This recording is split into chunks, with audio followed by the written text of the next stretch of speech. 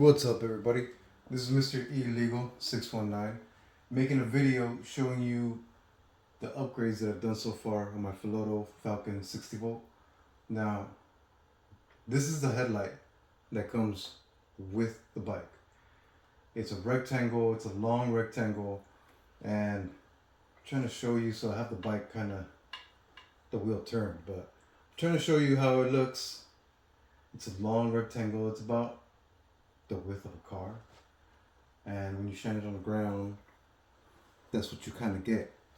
But I want to show you the upgrade. I put LED squared lights from Harbor Freight, and this is the difference.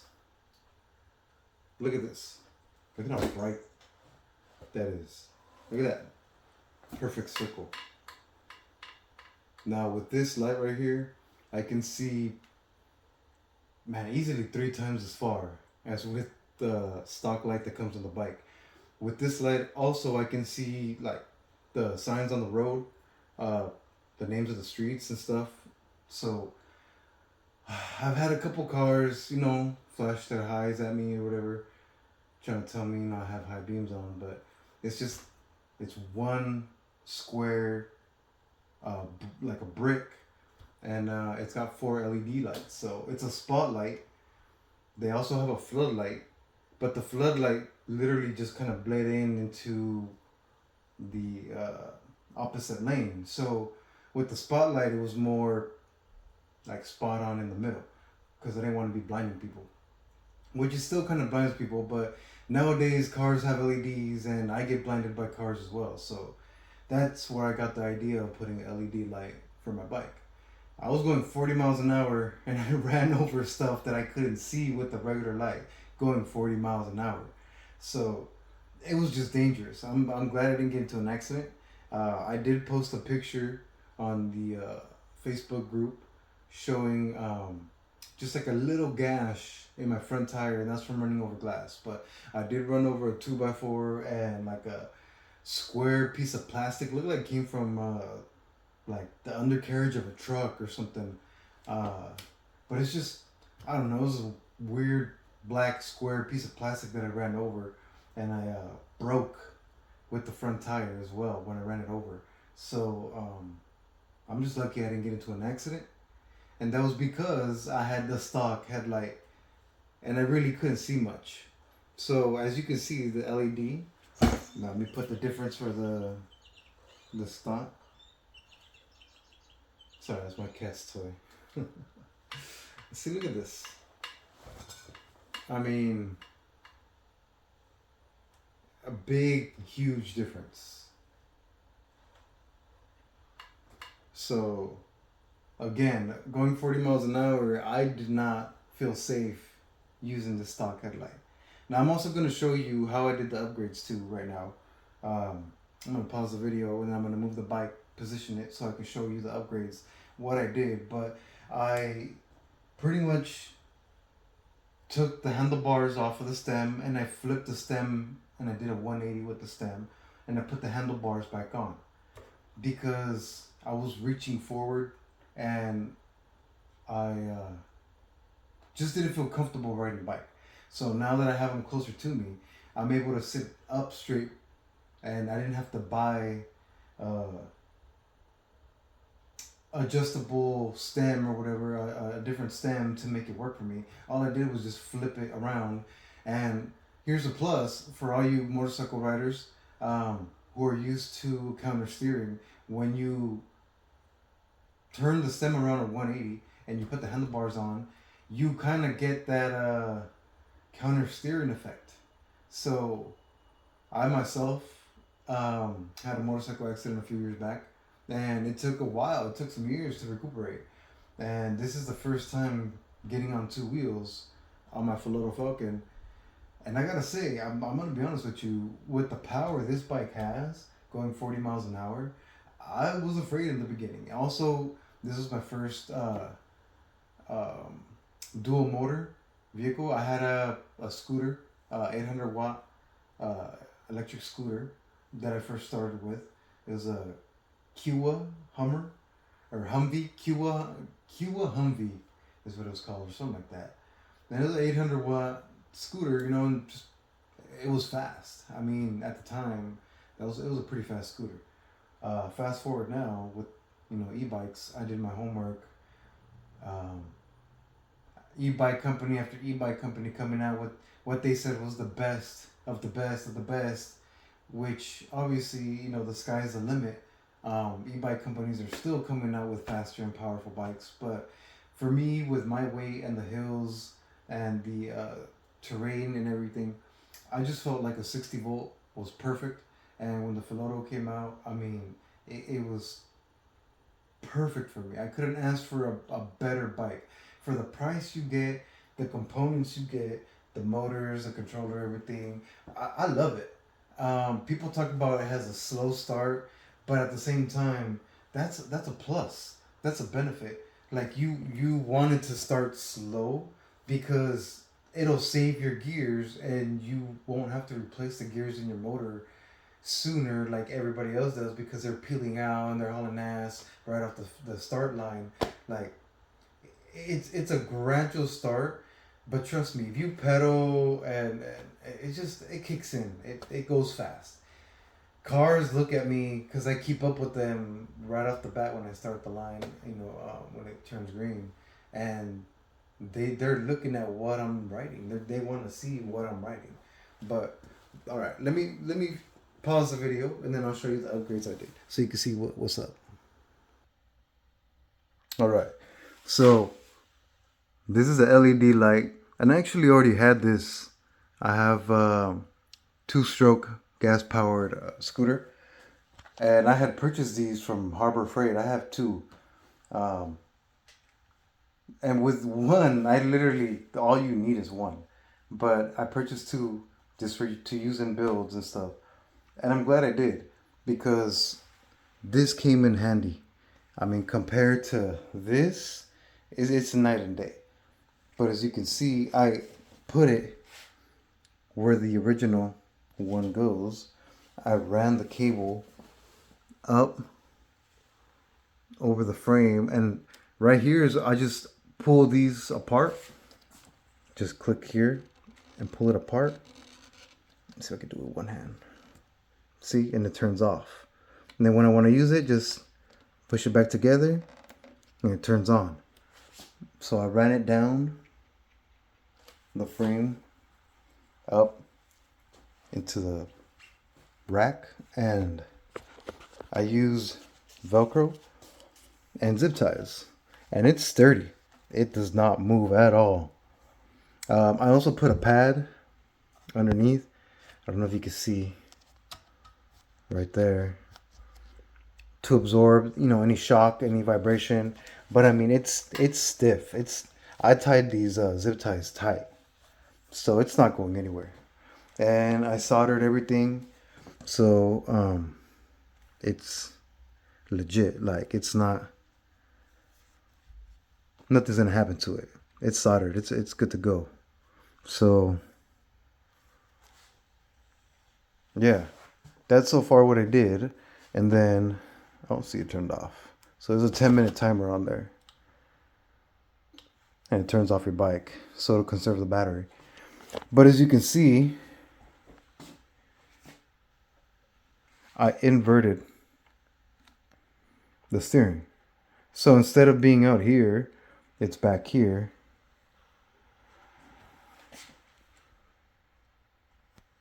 And when I turn now, it kind of feels like I'm counter steering. I feel like I'm riding a motorcycle. So this is perfect. The only thing is, the brakes, you need to flip them around because this is the front brake and this is the rear brake. So I'm used to having the rear brake over here and the front brake over here. So when I'm riding and I need to make a quick stop, or I need to, you know what I mean, the car pulls out, I'll grab this one and I won't need, a bunch of front brake and just go over my handlebars, because I'm used to this being the rear brake, But now with this, it's just like I have to remember not to get too hard on this one. I have actually this one soft, and this one's a little more harder, firmer. So when I need a brake, I don't accidentally just grab, a handful of front brake and go over the handlebars. But again, with the stem, as you can see, I have the stock light mounted right where the stem cap goes. And it works perfectly.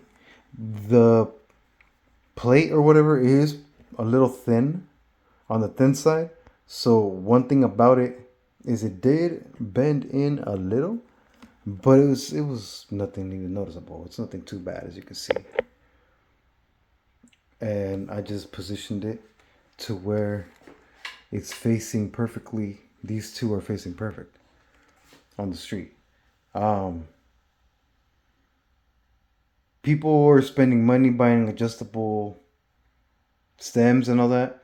You could, if you want to. I saved myself $25. This was more than enough for me to actually sit up straight and feel comfortable when I'm riding. I also did let some air of the shock out because I had aired it up to about, it was 170. It was 190 at first, and I dropped it 20 psi to 170. And I just kind of used my fingernail and dropped a little more air out of it. Don't know exactly where it's at right now. What I do know is sitting down on this when you're at the stoplight, now I can put my feet good on the ground. When before I was like tippy toe because this right here makes everything higher and rise up. So if you let air out, probably 160, 150 psi, it'll make the bike sag. The frame will sag down.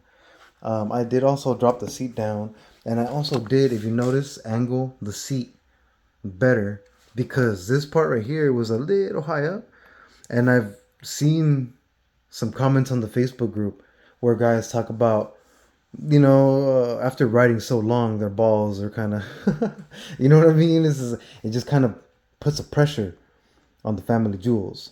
Um, Plus, it feels better this way. How the seat is just designed, it's it just feels better when I'm sitting up back and I have my weight on the pad actually right here instead of being leaning forward and putting my weight all right here because it makes you lean forward to reach the handlebars. Now I'm sitting more back and I'm more on the cushion part. So that was a plus right there. Um, what else can I say? I mean, this is just little simple.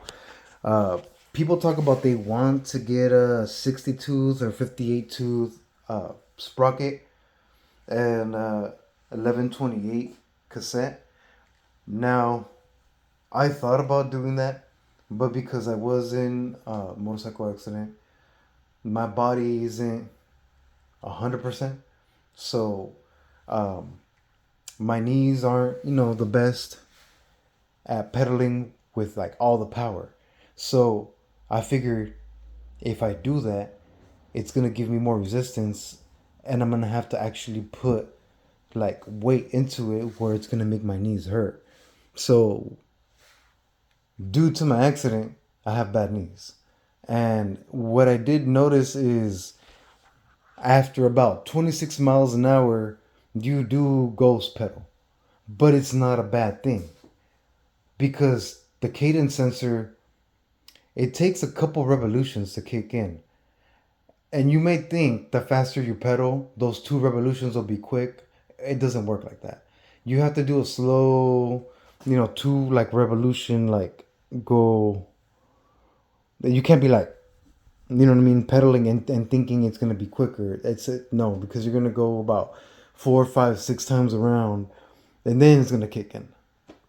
But if you slowly just kind of pedal, and then on that second, you'll feel it. It'll literally pull you back and you'll hear, the motors engage. More so, it'll pull you back if you have the dual motors engaged. But if you're trying to conserve battery and you just want to have the rear motor, it still kicks in that power where you get pulled back a little. Um, to me, I love pedaling it because it's ghost pedaling and I'm just getting that motion where it's like a physical therapy. I'm not standing up pedaling, having to use my weight to push down on the pedal because it's a 62 sprocket and 1128 in cassette.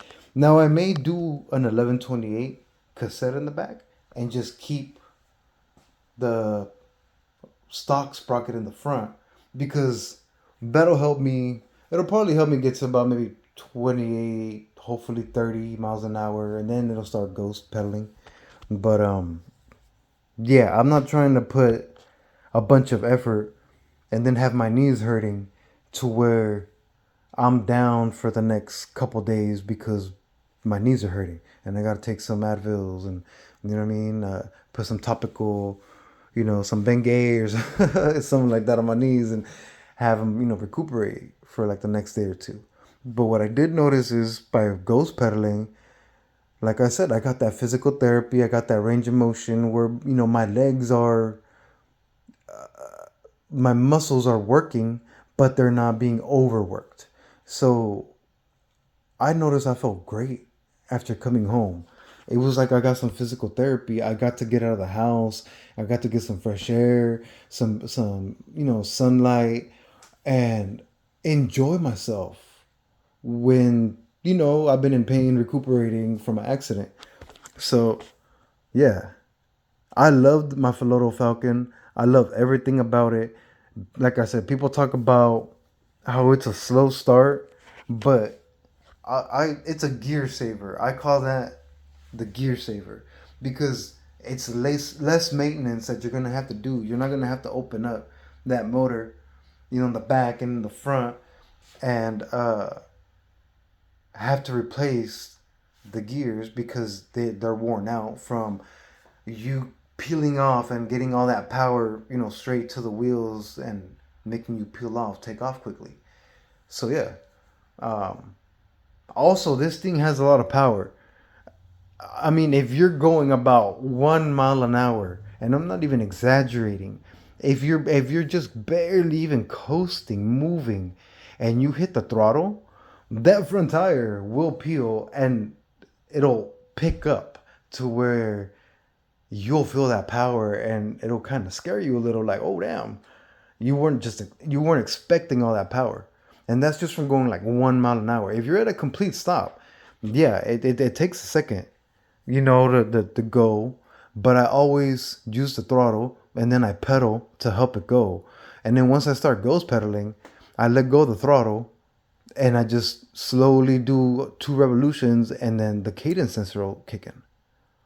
And I'm just pedaling along and I have it on pass 5. So on pass 5, I'll do between 38 and 40. Unless there's like a slight kind of downhill, then I'll easily do 42. But I'm just going along, ghost pedaling, like enjoying myself, not even breaking a sweat.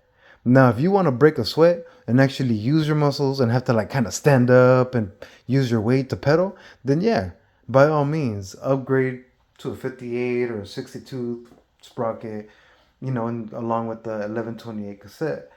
And you'll get a great workout and also most likely get around to the 45-mile-an-hour range because you're going to be helping it pedaling, getting up to that. Because the highest I've gotten is 42 miles an hour. And I'm plenty happy with that. This is definitely first kind of beginner's bike where I'm glad I'm learning everything now because this is enough power. If I would have gotten a 72 volt, oh man, I would have probably been in the hospital already. I would have had an accident. I would have gone down. I almost had an accident with the Philodo Falcon. The front tire just did this on me because there is a lag on the throttle. So when you hit the throttle, there's like a 1 second lag. And when you let go of the throttle, same, there's that 1 second lag where it just cuts off the power, but not right away. So as I'm trying to make a right turn to get out, into the street and take off, there's a car coming and I can see in the distance. So, I'm not trying to be slow. And there's a learning curve on the throttle. I mean, you can literally baby it and feel that power kick in or you could just wide open throttle. And what happened is the wheels are going to spin out. So if you got the steering wheel, the handlebars turned a little and you do wide open throttle, What happened to me was the handlebars just went this way, that way, this way, that way. And I let go of the throttle without letting go of the handlebars. I let go of the throttle and it just was doing this. And it did it about like 4 times until I finally like it cut the power off and I was able to control it and straighten it out. And I was so lucky I did not eat crap. But it just kind of brought, you know what I mean, kind of flashbacks of my accident, my motorcycle accident. So I was a little, whew, I was, I was, I'm not gonna lie, I was scared, you learn to respect the power that this bike has. So the people out there talking about, oh, it's a slow start, trust me, you want it to have that slow start. Because if you're just cruising along at like half a mile, even 1 mile an hour, and you just hit the throttle, that front tire is gonna peel out, the bike is gonna pick up, and you're gonna, get pulled back. Um, and you're just gonna end up wasting your tire too. You're gonna peel out your tire so much that you're gonna have to replace your front tire before your back tire. And I've heard people tell me they have thousands of miles on these tires, and I've had people tell me they got a flat right away, and they're paper thin. So take it with a grain of salt. To each their own. I guess it all depends on your roads, what debris you have on your roads. I mean, I know my roads. I've been on two wheels as long as I can remember. So I pretty much know where to ride and where not to ride, where to stay out of, what areas of the bike lane to kind of stay out of, because there's just all kinds of debris. Um, so yeah, it's just something to where you got to be mindful. You got to keep an eye out. And sometimes, hey, I mean, there's just nails and debris in the road, and you just prevent a puncture from happening. I mean, it's gonna go through your tire. It's gonna go through whatever you have, the Tannis liners. If you have regular tire liners, I mean, I can even show you myself. Look, I have Ultraverse anti-puncture tire liners. Did I put them?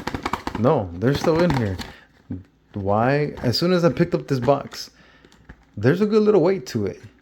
So this weight you're adding onto that tire and that tire. Now, people talk about, oh, I replaced the tires with some HEB Allscapes or some Ultraverse tires. And what happens? Those tires are even heavier than the Chow Yang tires. So people talk about, oh, I lost a mile or two top speed because I put thicker, heavier tires. I put tire liners, and I also put slime and blah blah blah in the tube itself. Now imagine adding all that extra weight to your tires on top of the heavy motor that's already, and plus the thicker rim, because it's a 4-inch tire, so it's a wider rim. There's more metal, thicker spokes, so you're already adding more weight onto the weight, and you're losing a mile or two top speed. Well, why? What do you think? Now, you're also spending all kinds of money to prevent a flat, but trust me, if it's going to happen, it's going to happen. Now, I do carry a can of Fix-A-Flat. It's brand new, still sealed. I have not opened it. And I have my electric pump. That's the best advice I can give you, to always carry those two things. Because if you do, by any chance, get a flat, you can at least squirt some Fix-A-Flat. And when I mean some, a little bit. Don't go overboard and think, oh, I'm going to put half a bottle in here. No, just squirt a little bit and kind of give it a feel. Spin the tire, air it up, hear any kind of leaks, where they're coming from. And if it can just get you home, that's I mean, the best that can happen to you. If you can get home with some Fix-A-Flat and airing up your tire, to be able to replace it eventually with a new inner tube and fix it to get you back on the road, I mean, that's your best bet. Now, if you really want to spend money on tires and thicker tubes and slime and tire liners and all that, by all means, go for it. I mean, I guess peace of mind for you is different than peace of mind for me. So we're not all the same. I'm not trying to tell you what to do. I'm just letting you know what I do because I've been on two wheels since I can remember. I've experienced anything that you can think of. I've experienced and I've been stuck on the road. So it sucks. Um, and out of all the experiences, out of all the money that I've wasted and I've thrown, I mean, a can of Fix-A-Flat and an electric air pump is literally a lifesaver. Um, no tire liners, no extra spare inner tube where you're on the road, literally replacing the tube or anything like that. No, no, no, no, no. You want to get home as fast as you can. So when you get home, you could do all that in the comfort of your house, not on the side of the road, especially like if it's dark and you got cars like driving by you and it's just dangerous because they don't see you. They're not even looking for you. So I've experienced, like I said, all kinds of just bad things. Um, and I've walked out, okay, got home eventually, nothing bad happened to me. So you live and learn. But yeah, um, again, I love this bike. I love everything about it. There isn't really much. I mean, I see people upgrading all kinds of things right off the bat, spending more money on it. Other than the mirror, that, I mean, it works. You could see, but it's not the best. Other than this mirror, I don't really see anything else I need to replace. Just a more sturdier, wider mirror so I can see better. Because my shoulder kind of covers a good amount, like, of it. So I can only see, behind me so much. But, yeah. Eventually, oh, and then people say they replace the pedals. I mean, the teeth aren't the best. The grip isn't, I mean, gripping my shoes, but my foot is not slipping off the pedals. I mean, I don't know if it's maybe raining in your area or it's just the climate. There's moisture in the air. In some areas, people's feet are slipping off the pedals, but my feet have not slipped off the pedals once. These pedals are just as good. People talk about, oh, I got better pedals with like bearings, more bearings or whatever makes the pedal spin. I mean, the pedal spins. How freely, how like many rotations do you want it to spin? It spins. You don't need 3 bearings in a pedal. You don't need to have ridiculously like long teeth gripping because you're not like mountain biking. You're not in the mountains going downhill where you need that grip because your foot could slip. You know what I mean? You're literally doing street riding. So if you want to spend money right off the bat and spend a couple $100 on upgrades, then by all means go for it. But if you want to save that money and spend it on something else, like this, LED headlamp or an extra battery, you know what I mean, to have 2 batteries, or you can even put a different battery up here, from eBay or Amazon, and do like a blender where you have to like get into your controller, hook up a cable that will let you connect both batteries to the controller, and that way you can have a spare battery here, like a 20 amp hour, 25 amp hour, 60 volt battery in like a bag, on the rack, and then that way you can extend your mileage and use your money, a smart way. People talk about they upgraded the shock. This shock right here is plenty good. I mean, you could get a better D&M shock with 2 valves, and a lockout, but it's not necessary. This is actually a really good shock. Now, I would upgrade the forks. That's something I would eventually down the line. Right now, it's suffice. They work. I mean, I don't go thrashing off of jumps and bashing the bike around. I mean, it's pretty clean. I haven't even taken it off road. I stick to the streets, but eventually you are gonna have to do maintenance on the forks. You know, the springs and the seals and things like that. They're gonna leak eventually. It's just gonna happen. They're not the best, but they suffice and they will work for now. So go for it. Jump off the curves. I mean, try to do little jumps and see, you know what I mean, what it can handle, and just use them for what they're worth right now. And when you do need to replace them, then hey, it's like you got your money's worth out of them, and then you replace them with better brand, and now you have a peace of mind that now they're gonna last even longer because you replaced them with a way better brand instead of just stock again.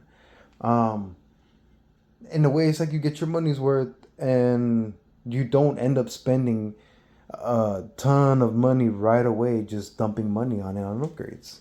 Have fun with it. You know what I mean? Use it. Then eventually upgrade certain things. But I mean, yeah, that's just my opinion. You could take it, like I said, with a grain of salt.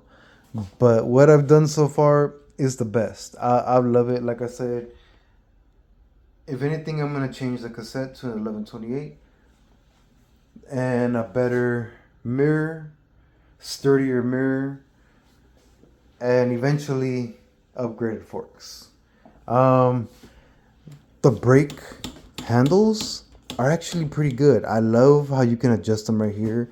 The reservoir isn't that big. I'm used to just a little bit bigger of a reservoir, but I mean, as long as it could hold mineral oil and as long as they feel smooth, I mean, they're good enough for me. You can upgrade them if you want, but then you're gonna have to figure out like the plug has got to be a 3-prong plug, a yellow plug, not a red plug. So you're just gonna have to do homework, figure out what brands, you know what I mean, will fit it, and work with the controller. But yeah, I'm glad I was able to put the headlight up here, because one thing, when you do delete the headlight, you lose the horn. So if you do take this off completely, you have no horn. And the horn isn't all that, but it's loud enough, so it helps. But it's nothing compared to like a motorcycle horn. But to have at least something is necessary, because when I took it off, I found out the hard way there was no horn when I tried to honk, and there was no noise, there was no beep that came out.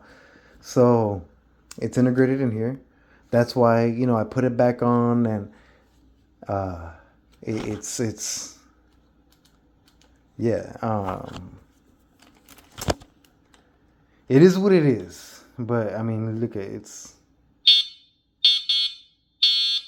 It sounds loud now because I'm indoors, but when you're outside and you got cars and you got the noise from the street, it's I really don't hear it that loud. But yeah, look at that. 142 miles. I have to charge it. I have to plug it in. I used it a little bit today. But yeah, it's a wonderful bike for the price that you get. I couldn't ask for more. Philodo Falcon 60 volt. Hurry up and get yours. There's a Black Friday sale going on, I heard.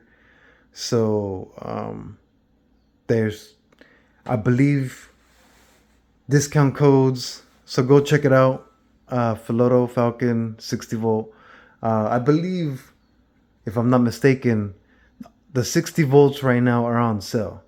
So all the 60 volts, which is like the Falcon, the Forester, and I believe the H8, I they're $100 off. So Black Friday sale, hurry up and take advantage. Don't miss out.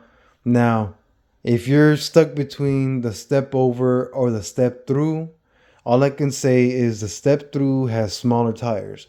They're 24-inch tires compared to the step over that has 26-inch tires. The step over will go faster because they're bigger tires, so you have a higher top speed. The step through has a quicker acceleration, but to be honest with you, the acceleration on the step over is quick enough. I would like to see a head to head race just to see who accelerates quicker. Obviously, the smaller tires are going to take a less of a rotation to go. So I would think the step through would have a quicker takeoff. But the step over would eventually catch up and, pass it with the top speed. So take that into consideration. Uh, People talk about I'm 5'11", and when I do step both feet on the ground, I mean it is a ball buster. That top bar right there will get you if you're not careful. But again, that shock, if you air it up all the way or to the close to the max, the frame is gonna sit higher. So you're gonna be on your tippy toes, even though you put the seat down, it's gonna make it uncomfortable for you to pedal if you put the seat lower. But if you take air out of the shock, it's going to make the frame sag. You don't have to drop down the seat post. And you can put both feet on the ground comfortably. So I'm 5'11", and after taking air out of the rear shock, now I can, have both feet on the ground and not have the bar pressed up against my family jewels. So, so yeah. Just for people who are complaining about the bar, uh, that shock right there, that'll solve the issue. Just take some air out. What else can I say? Right off the bat, people talk about the shifter, the derailleur. Some might say it's bent. There is a derailleur guard. Now, this is the box that mine came in. If you notice, there's a hole. That hole right there was from the front axle, the front rim. The axle went through because how they have the front rim attached to the frame of the bike, the axle's just poking through right there. But it was protected by like a thick piece of like rectangle, like a black plastic on the axle. So it did not damage the axle at all. There was no damage to the threads. The only thing that was slightly damaged were the spokes. Because they put the rim on the side right here attached to the frame, but they like to slide the rim, the crank arm, like behind the spokes of the rim. So then the rim is secured by these spokes and like some zip ties up here. Now in the shipping, obviously as you can see, it made the hole where the axle is from the front rim. Now because there was pressure from that, however it made the hole, the spokes got bent because of the crank arm. So I did experience death wobbles when I let go of the handlebars to see if my tire was straight and I was going straight, because I could hear when I was pedaling slowly the spokes rubbing against each other because they were loose. They were bent from the crank arm. So I had to true the front rim, and there's a video up on YouTube that I posted, the poor man style, with a pencil and an adjustable wrench and zip ties. Just those three items, and I was able to true the rim to where I could say now I can confidently, how I have it set up, let go of the handlebars and just coast with no worries at all. There's no more death wobbles. The tire is straight.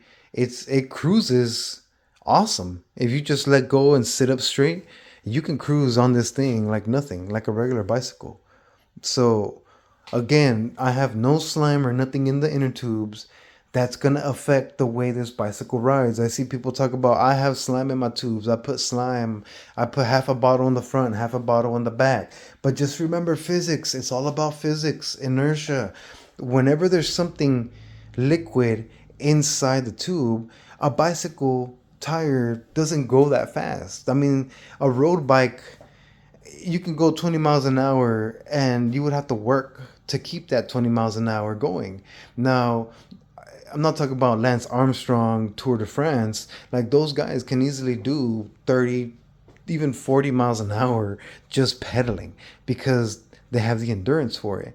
But a normal bicycle tire goes about tops 20 miles an hour. Now, going about 10, 15, you don't really feel slime in there. You don't feel the liquid, going around being pulled to one side because that tire's spinning. But now, speed it up to 40 miles an hour. These bikes go 40 miles an hour. Now, what do you think is going to happen with all that slime going 40 miles an hour being pulled to one side? You're going to experience wobbles. Your tire's going to go up and down to where you can't even let go of one hand from the handlebar because you're going to have death wobbles. What you're going to experience, all that slime being pulled to one side, and it doesn't have enough time to spread evenly. So again, just please remember, you cannot prevent something from happening when it's going to happen. I mean, there's nothing you can put in there to prevent it from happening. You're going to get a hole. Slime is going to leak out. It's going to make a mess. To me, slime takes longer to plug up than a Fix-A-Flat does. Fix-A-Flat works quick. Slime, I don't know why. People praise slime like it works instantaneously. It doesn't. It actually squirts out and makes a mess. And depending on how big the hole is, doesn't even plug up. So you're just wasting money. You're just making a mess eventually when it makes a hole. Trust me. Don't put nothing in your inner tubes. Ride it like that. Just have faith. Pray if you believe in praying, and have faith that, nothing's going to happen to you. Hope that you're going to be okay. And just have that peace of mind that you got a can of Fix-A-Flat and an electric pump. Because that's going to help you roll faster, get you where you got to go, a much smoother ride, and you're not going to have an accident. So yeah, sorry for the rant, but I just felt like I had to say all that.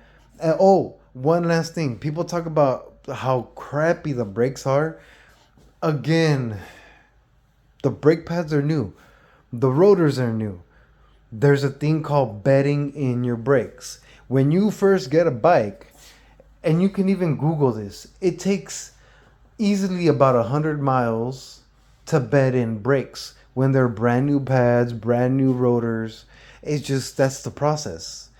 The only way you can make it quicker is by going down some hills, speed bombing some hills, long hills, and then using your front brake only to try to, bed it in quicker, and then bombing the speed hill again with the rear brake, and then hoping that it'll bed quicker so you don't have to wait 100 miles. But yeah, I was going 40 miles an hour and I'd try to stop, and it took a second and it was scary. But after literally about 120 miles, give or take, that's when I noticed the brakes actually grabbing and actually working properly. So be patient, give it some time, go down some long hills, hit one brake at a time, and in no time you're gonna notice that these brakes are actually really good. People are upgrading it to a 4-piston brake or 6-piston brake, and it just, I don't know, it's unnecessary. The stock ones are good. You don't need to upgrade to a more expensive brand, to a 6-piston. You could, if you want to, if you want to throw money at it, but it's not necessary. Just be patient, give it some time. Another thing I did was I backed out pretty much every bolt and I put, Loctite on it. So that's another peace of mind The suspension bolts, these were so tight, I had to loosen them up. Then I had put a Loctite on them and put them back. And I have not had any problems since. Those two in the beginning, I didn't do nothing and they backed out. Since I put Loctite on them, they have not backed out. No problems. I haven't felt any wiggling from the frame. That's how I figured out that the the whole thing was loose, because the back end started wiggling side to side and it felt just weird, felt just not right. And it made me stop and take a look, and that's how I noticed those two backed out. So yeah, uh, Loctite the bolts, and you're good to go. Have fun, go fast, wear your helmet, watch for cars because cars are not watching for you. So make sure you always pay attention to your surroundings. All right, everybody. You guys have a good day. Ride safe. Take it easy.